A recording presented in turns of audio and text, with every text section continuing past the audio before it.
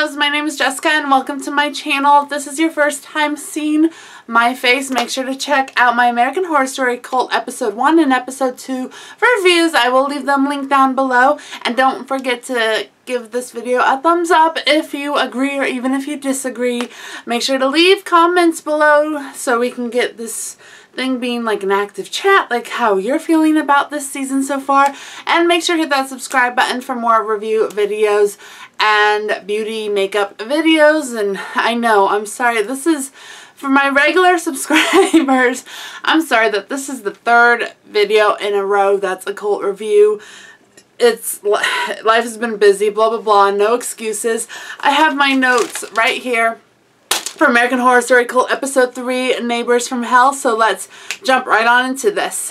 This episode, okay, I'm just gonna get into the logline, which is basically an in general sentence for the show overall, but I do it per like character story. So let's just jump right on into this.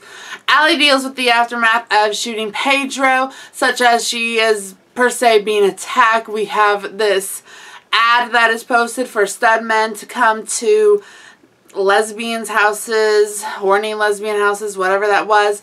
A video gets leaked at the end of the episode. This chemical truck keeps going by, protesting with at the restaurant, just a whole bunch of, you know, also screaming, crying from Sarah Paulsen. Kai is aware of the protest and he uses this opportunity, I'm thinking, to strike up a friendship kind of with Allie, being like, hey, I'm gonna get these protests to stop. And I'll talk about that scene later on. Meadow and Harrison, the crazy across the street neighbors, which I actually do get a kick out of, they kind of attack Allie, and she, and I guess the audience is supposed to suspect that they are doing these attacks towards Allie. We know that they have a connection with Kai. We see that connection even further in this episode with both of them, with doing the whole pinky to pinky bit. And we also see that they have a connection with the detective, which is not going to bode well for anyone. The clueless, you know, cop detective storyline is definitely being more played upon, I believe, in this episode. Oz gets a guinea pig. And he finds out, or he discovers the Allie and Winter video from the tub from last episode. At the end of the episode, Ivy's there when this video is discovered. She's gonna take Oz, and then there's some shit going down with the neighbors. But first, they see that they have that smiley face that is marked on their door, and they've, of course, are blaming the neighbors. And then Oz discovers that the neighbor's side wall is marked with the smiley face, and we believe that Meadow is dead. And the husband is, I guess, acting innocent or something, when it was shown earlier that to Kai he wished that she was dead. That was the episode in a nutshell. First, before we get into my thoughts, let's jump to the standout scenes from this episode. The first scene that really stood out to me was when Allie was in her car and she's trying to get to her restaurant because she wants to talk to the protesters and explain that she's just like them. She's a victim, blah blah blah, and she's just swarmed with protesters around her car. She's trapped in her car, and then Kai comes up, and as promised, he stops it. But the way he stops it is that he literally just goes up to one of the protesters, puts his hand on his shoulders, and say that's enough, and all of the protesters leave.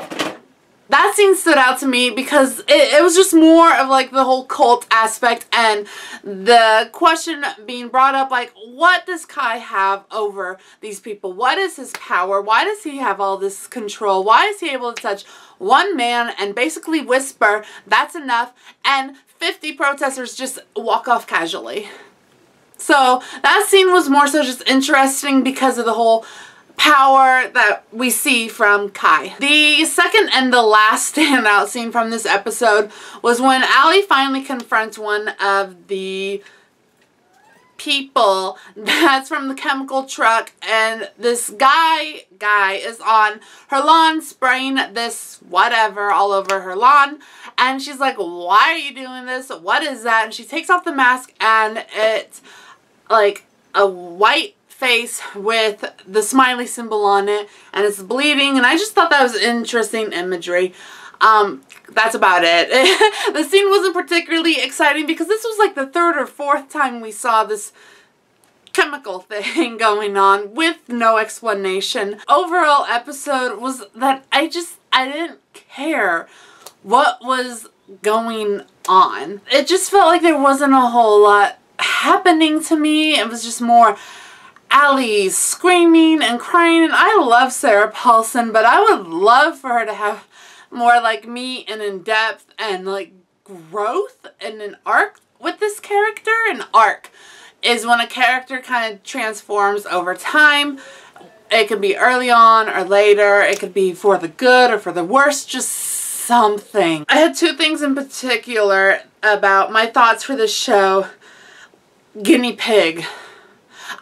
Overall, I have this whole thing about showing animals dying, particularly in this way. So we see, okay, when the chemical spray is first used, Allie runs out and there's just all these dead birds all over her lawn, and that's okay. I guess I'm okay with seeing, well, I'm not okay, but it's just a dead bird. Like, just, there's no blood, no gore, it's just there. I can live with that. Then we go to the guinea pig, where Oz is given a guinea pig by Meadow and Harrison, and they get in the house to, you know, see that their house has been marked with that smiley face, and the guinea pig is out of its cage, and you turn in the microwave, it's sitting in the microwave, and 3, 2, 1, it explodes. When you do animal like cruelty like that, it's just, it's so unnecessary. Now, oddly, okay, I was like, okay, the guinea pig is just going to be like dead or gutted on the floor, and I probably would have been okay with that. But I didn't want to see a guinea pig blow up in the microwave. It's not scary. There's no scares or horror aspects to it. It's just plain cruel. And my other little nitpick, I guess if you want to call it, about this is that they used this before. If we look back in American Horror Story Season 1 Murder House, there is a little dog that is running around and the dog is missing, and then I think it's Connie Brighton's character, she turns and then something's in the microwave and explodes. Now, it's not the dog, but we're believed that it's the dog in the microwave for that scene and it explodes. So that's been used in American Horror Story before. That was a little nitpick. I'm going to get back to using things before in a second. Overall, this episode just felt like a lot of repeats.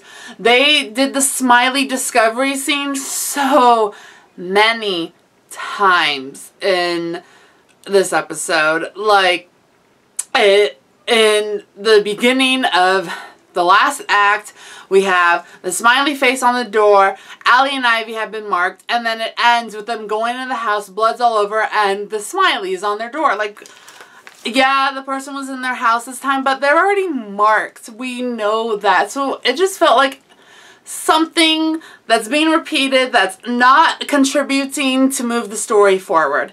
And the same thing with the chemical use.